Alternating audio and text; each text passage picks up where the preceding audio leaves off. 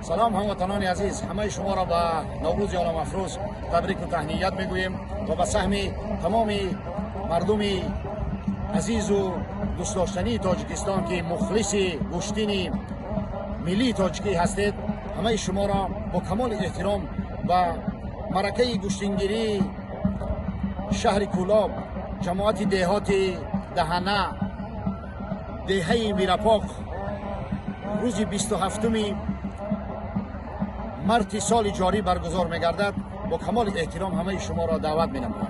در این مرکه از پهلوانان پرقوت فدراسیون روسیه و همسایه کشور دولت دوست داشتنی و برادر ما ازبکستان هم دعوت کردگیم. شاه جایزه های مرکه گشتینگیری زیاده از 4-5 اتومبیل، شتور، گاو و دیگر جایزه های پرقوت ماندگی هست.